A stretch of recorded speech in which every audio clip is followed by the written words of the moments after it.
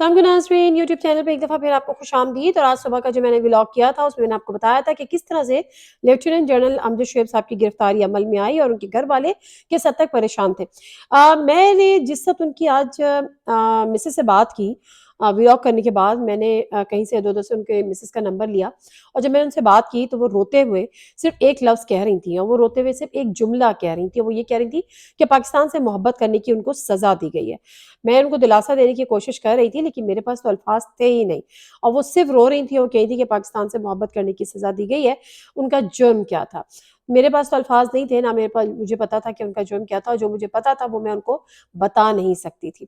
बहरहाल जो आज उसके बाद जब उनको एफएट में मजिस्ट्रेट के सामने पेश किया गया और लेफ्टिनेंट जनरल अमजद शुएब साहब को 3 दिन के पुलिस के जिस्मानी रिमांड में पुलिस के हवाले कर दिया गया।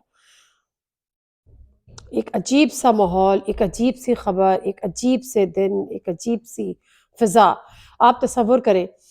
खैर बहरहाल और सबने वो विजुअल्स देखे। वो विजुअल्स जब उनको मजिस्ट्रेट के पास पेश किया जा रहा था और उनसे एक सवाल किया एक सहाफ़ी ने कि जी आपको किसने उठाया या आपको कौन लेकर आया? पुलिस ने या आपके अपनों ने? जनरल साहब के पास तो कोई सवाल नहीं, जवाब नहीं था, ना उन्होंने कोई जवाब दिया, लेकिन जो उनके एक्सप्रेशंस थे वो बहुत कुछ कह गए। वो इतना कुछ कह गए कि मेरा ख्याल है कि इससे समझने और सोचने वालों की बात। मैं उससे भी थोड़ी सी आगे की बात करती हूँ। अब जो कुछ सोशल मीडिया पे हो रहा है तो मुझे समझ में नहीं आ रहा कि क्या इस हुकूमत ने इज्जत कमाई है? क्या इज्जतें आप किसी को पकड़ धकड़ करके, किसी को मार पीट करके, किसी को कैद करके, किसी पे पर्चे काट के आप इज्जत कमा रहे हैं? मैं हुकूमत से आज सवाल करती हूँ, राना सनाउल्लाह साहब से सवाल करती हूँ। उनके मातहत इदारों ने आज उनको गिरफ्तार किया है, तो क्या आपने इज्जत कमाई है? और मुझे तो लगता है एक बहुत बड़ी साजिश हुई है आज पाकिस्तान के खिलाफ। आप यकीन करें, और मैं सुबह ये सोच रही थी कि आज 27 फरवरी है, आज हमारी एयरफोर्स का दिन है।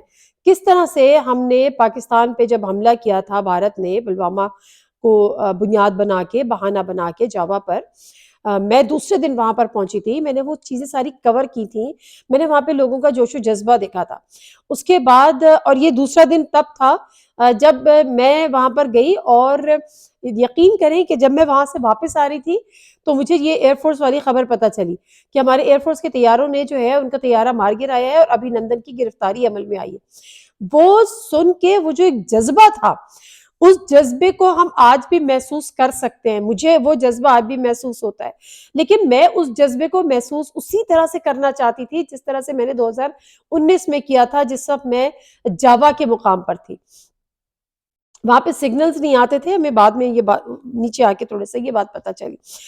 मैं उस जज्बे को आज भी उस जज्बे के तहत पूरा दिन गुजारना चाहती थी, लेकिन आज ये जनरल अमजद शुएब साहब का वाकया हो गया। उसके बाद जो मैंने उनकी जो विजुअल्स, उनकी जो वो वीडियो देखी जिसमें उनको लेकर आया जा रहा है और उनसे ये पूछा जा रहा है, उसके बाद जो उनके फेस एक्सप्रेशंस हैं, मुझे लगता है कि एक बहुत बड़ी साजिश की गई है। आप ये देखिए कि सोशल मीडिया भरा हुआ है 2019 अभिनंदन, 2023 जनरल अमजद शुएब। अब ये साजिश रियासत के खिलाफ हुई है, ये साजिश मुल्क के खिलाफ हुई है, ये साजिश मेरे प्यारे पाकिस्तान के खिलाफ हुई है। उन्होंने कहा क्या था, मैं अब आपको एग्जैक्टली वो मनोन बता देती हूँ। उन्होंने क्या कहा था जो कि एफआईआर में भी दर्ज है। अब मुझे बताएं कि ये इतना बड़ा जुर्म है और इससे पहले जो हमारे जलसों में जुर्म होते थे वो कुछ भी नहीं है। उनसे एंकर ने सवाल पूछा कि आपका जेल भरो तहरीक के बारे में क्या ख्याल है, इमरान खान ने।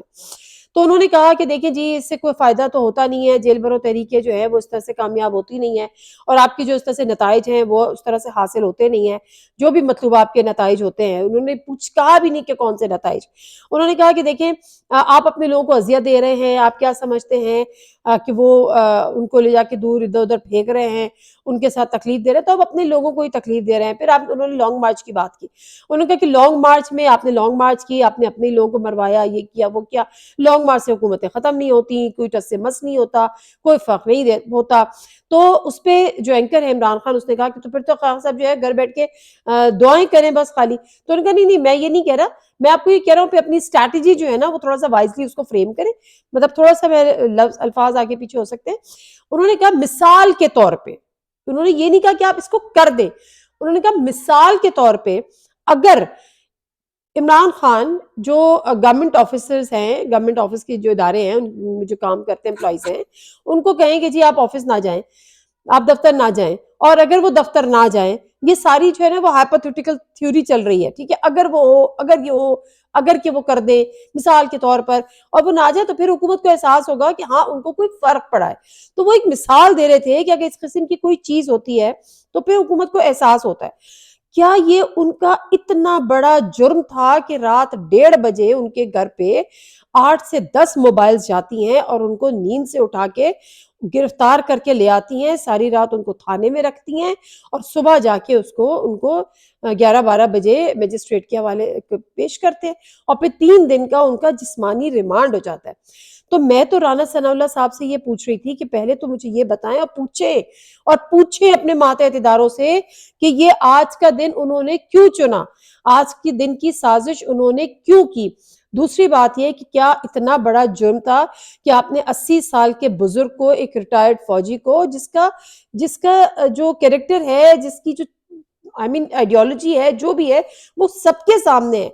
میں دیکھ رہی تھی ٹویٹر پہ مبشر زیدی صاحب اور دیگر کئی لوگ ایسے جو کہہ رہے تھے، ایون تو حامد میر صاحب، وہ یہ کہہ رہے تھے کہ ہمیں ان کے نظریات سے اختلاف ہو سکتا ہے، ہمیں ان کی رائے سے اختلاف ہو سکتا ہے، ہمیں ان کے اوپینین سے اختلاف ہو سکتا ہے، خیالات سے، لیکن یہ طریقہ کون سا ہے اس طرح سے گرفتاری کا، اور ایسا بڑا جرم جو ایف آئی آر میں جو 2 لائنز لکھ دی ہیں، وہ اتنا بڑا جرم کیسے ہو گیا. اور اگر کوئی اور بات ہے تو خدا کے لیے عوام کے سامنے لے کر آئیں، اپنے آپ کو آپ گندا نہ کریں. اس حکومت نے ویسے ہی اپنے آپ کو بہت ہی گرا لیا ہے، گند میں منہ ڈال دیا ہے. عوام کے آگے آپ جانے کو جو ہے وہ اس قابل آپ رہے نہیں ہیں کہ آپ عوام میں جا کے منہ دکھائیں. عوام آپ جائیں نا تو آپ کو پتہ چلے کہ عوام آپ کو کس طرح سے ٹریٹ کرے گی. آپ ہمت تو کریں کسی دن عوام میں جانے. اس کے بعد جب آپ یہ چیز کریں گے ملک کے بزرگ شہریوں کو، بزرگ ریٹائرڈ فوجی کو، 80 سال کی شہری کو، اور پھر آپ کیا ایکسپیکٹ کریں گے کہ آپ کی عزت ہوگی، آپ نے عزت کمائی ہے. تو یہ چیز میرے لیے تو انتہائی شرمناک اور انتہائی افسوسناک ہے. میں حیران ہوں کہ یہ آپ نے سوچا بھی کیسے، اور اگر اس کے پیچھے کچھ اور ہے تو پھر وہ چیز بھی سامنے لانا چاہیے کہ اگر ان کا گناہ اس سے کہیں بڑھ کر ہے تو بھی ہمیں بتانا چاہیے کہ ان کا گناہ یہ تھا، یہ تھا، یہ تھا. میں تو یہ سوچ رہی تھی کہ جو میں نے صبح بھی ولاگ والی بات کی کہ وہ میرے پاس ایک کال آئی اور انہوں نے کہا کہ جی آپ نے یہ سوال کر کے ان کو مشکل میں ڈال دیا. میں یہ نہیں سمجھتی کہ وہ اس سوال کا اس گرفتاری سے کوئی لینا دینا ہوگا، مجھے لگتا نہیں ہے. اور میں 100% تو وثوق سے کوئی بات نہیں کہہ سکتی، لیکن وہ چونکہ ایک پرانی بات ہے. اور بلکہ ہاں، میں تو ایک بات ہی آپ سے شیئر کرنا بھول گئی. جب یہ بات ہوئی نا تو اچھا بعض دفعہ کیا ہوتا ہے کہ جب آپ اتنی ساری چیزیں کر رہے ہوتے ہیں نا تو کچھ ایسے میسیجز آپ کے بڑے نیچے چلے جاتے ہیں. ایک جنرل صاحب نے نا مجھے اپنا ایک ولاگ بھیجا، اس میں انہوں نے فوج میں انہوں نے زندگی کس طرح سے گزاری تھی، ان کی کیا تجربات تھے، وہ انہوں نے کچھ اپنے شیئر کیے تھے عوام کے ساتھ اپنے ولاگ میں، انہوں نے مجھے بھیجا. تو وہ مجھے بڑا پسند آیا. میں نے ان کو جنرل صاحب کو کہا، میں نے کہا سر اس قسم کے ولاگز جو ہے وہ ان کا ریکارڈ ہوگا، ان کے پاس بھی میرے پاس بھی ہے. میں نے کہا سر اس قسم کے ولاگز جو ہے آپ کو ضرور کرنے چاہیے جو آپ کے ایکسپیرینس بیسڈ ہو. تو وہ دے ور ریئلی ویری انٹرسٹنگ، مطلب وہ بڑے دلچسپ ہے. تو نارملی میں ان کو اگر میسج کر بھی دیتی تھی تو بڑا کبھی ہارڈلی کوئی وہ رسپونڈ کرتے تھے، ادروائز وہ رسپونڈ نارملی نہیں کرتے تھے. پھر انہوں نے مجھے، اور مجھے افسوس ہے کہ انہوں نے مجھے اس دن سیم ڈے ایک میسج کیا، وہ میسج میں نے آپ کو میں نے کیا مجھے ہی نہیں پتا چلا. انہوں نے لکھا کہ another one trapped like Azam Sawati, another one trapped like Azam Sawati, retired Lieutenant General Amjad Shoaib under trial and secret cell punishment. اب مجھے نہیں پتا یہ کس کانٹیکس میں انہوں نے کہا. پھر انہوں نے ایک یہ مجھے یہ انہوں نے پکچر انہوں نے جو ہے وہ شیئر کی، یہ دیکھیے یہ تصویر، بس یہ تصویر انہوں نے مجھ سے شیئر کی ہے. اس میں لکھا ہے دفاعی تجزیہ کار امجد شویب کے خلاف انکوائری. اب مجھے نہیں پتا کہ یہ کون سی انکوائری ہے، یہ کس چیز کی انکوائری ہے. I have no idea, seriously I have no idea. تو اب پتہ نہیں، بہرحال another one I don't know ان کے ساتھ کون سی ایسی انکوائری پہلے چل رہی تھی نہیں چل رہی تھی مجھے نہیں پتا. لیکن مجھے جو پتا ہے وہ یہی پتا ہے کہ ان کو آج اس پروگرام میں یہ بات کرنے کے لیے کہ اگر ایسا ہو جائے ان کو گرفتار کیا، اور اگر کوئی اور کیسز ہیں تو وہ یقیناً سامنے لانے چاہیے، اور کوئی بھی اگر ایسا کیس ہے. لیکن بہرحال فی الحال تو مجھے یہی لگتا ہے کہ یہ بڑی ایک سازش تیار کی گئی ہے. اور اب حکومت کو چیک کرنا چاہیے، رانا ثناء اللہ صاحب کو چیک کرنا چاہیے کہ یہ گراؤنی سازش جو ہے وہ کس نے کی ہے، اور ساری رات ان کے بیٹے کو پتہ ہی نہیں تھا، ملنے نہیں دیا گیا، بات نہیں کرنے دی گئی، وہ ہیں کہاں ان کو بتایا ہی نہیں گیا۔ مطلب آپ ایک رسپیکٹ فلی طریقے سے آپ اگر دن میں جائیں، دن کی روشنی میں جائیں، ان کو بتائیں کہ جی آپ کے خلاف یہ پرچہ ہے، یہ ہمارے پاس وارنٹس ہیں، ہم آپ کو لینے آئے ہیں، تو میرا خیال ہے وہ کوئی نہ وہ بھاگیں گے نہ وہ ریزسٹ کریں گے، وہ خاموشی سے آ کے آپ کی گاڑی میں بیٹھ جائیں گے، اور وہ اسی خاموشی سے بیٹھ جائیں گے جس خاموشی سے آج وہ میجسٹریٹ کے سامنے پیش ہوئے تھے۔ میں ان کی بہت میں شاید ان کے بارے میں تھوڑی سی ایموشنل ہو رہی ہوں، کیونکہ میں ہی از لائک مائی فادر۔ وہ ہمیشہ مجھے کہتے تھے نادیہ بیٹی، نادیہ بیٹی، میں تمہیں اپنی بیٹیوں کی طرح جو ہے نا وہ رکھتا ہوں، میں مطلب تم میری بیٹیوں کی طرح ہو، اور ہمیشہ مطلب یہ نہیں، اور میری بیٹی کو بھی وہ اسی طرح سے کہتے تھے کہ ہمیشہ اگر ان کو دعا کی آواز آتی تھی تو یہ دعا ہے پیچھے سے کہتے تھے، اگر فون پہ میں بات کروں، یا فون پہ تو کبھی نہیں ہوتی تھی، جیسے اسٹوڈیو میں ہم بات کر رہے ہیں ابھی پروگرام شروع ہونے سے پہلے، اور اگر وہ اسکائپ پہ ہیں کچھ ہیں تو پیچھے سے اگر میری بیٹی ساتھ ہوتی تھی اور وہ کچھ بول رہی ہوتی تو یہ دعا ہے۔